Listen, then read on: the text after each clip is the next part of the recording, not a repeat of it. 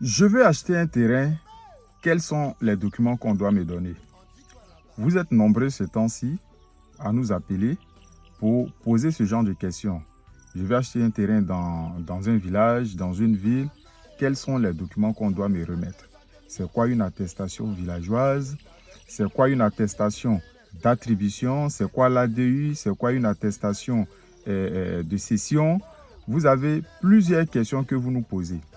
Et donc, pour vous aider à comprendre ce qui se passe réellement sur le terrain et pour répondre à toutes vos préoccupations, nous avons décidé de créer l'émission intitulée La Tribune de l'immobilier.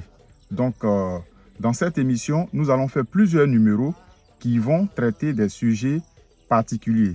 Bienvenue sur Télé Afrique, abonnez-vous sur notre chaîne et ne ratez surtout pas nos numéros de la Tribune de l'immobilier. Aujourd'hui, nous allons parler du certificat foncier.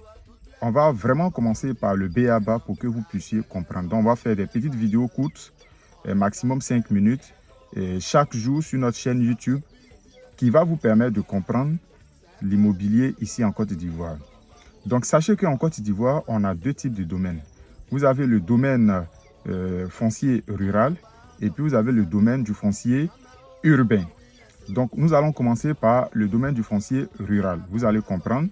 Le certificat foncier. Donc, on fait la demande du certificat foncier dans le domaine du foncier rural qui émane de l'AFOR, qui est l'agence foncière rurale, le ministère de l'Agriculture et le cadastre, aussi la conservation.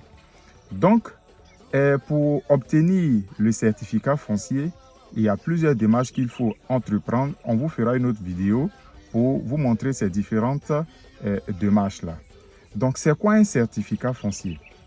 Le certificat foncier, c'est un document administratif qui atteste qu'une personne ou un groupe de personnes est détenteur de droits coutumiers sur une parcelle rurale. En français facile, terre à terre, là, ça veut dire que c'est le premier document que l'État vous attribue qui atteste que vous êtes le propriétaire d'une parcelle. Donc, ça peut être un certificat foncier individuel lorsque vous êtes le seul propriétaire. Ça peut être un certificat foncier collectif. Voilà, soit toute la famille, soit une communauté qui a acheté un terrain, vous pouvez faire le certificat foncier au nom de tout le monde. Dans ce cas, vous décidez un représentant et il y a le nom de toutes les autres personnes sur le certificat foncier. Donc, c'est vraiment le basique. C'est le premier document écrit. C'est un peu comme l'extrait de naissance d'un terrain villageois. Donc, pourquoi il faut faire un certificat foncier?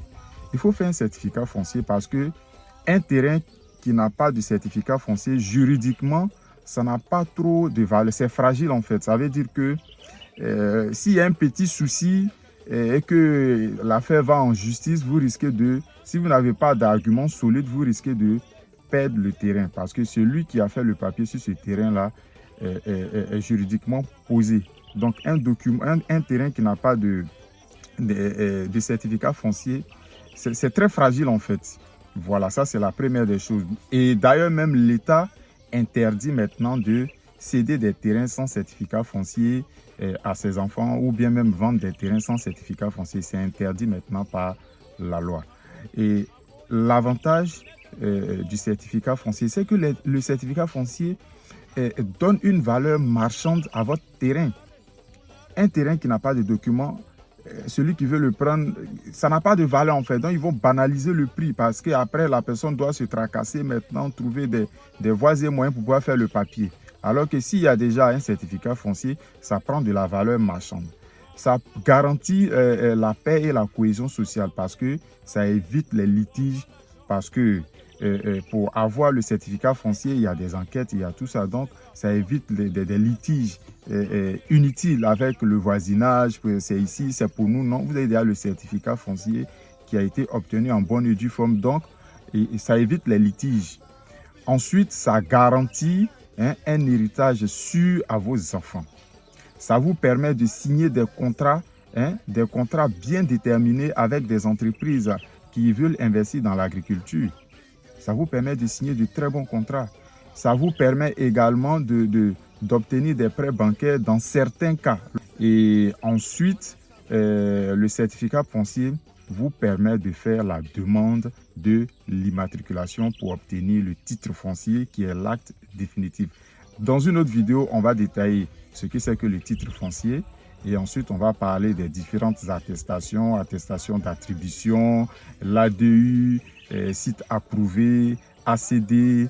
Donc, si vous avez aimé notre première vidéo concernant la tribune de l'immobilier, laissez-nous un like, laissez les commentaires, posez vos questions. Chaque question, la réponse de chaque question sera transformée en vidéo pour que les autres puissent aussi en bénéficier.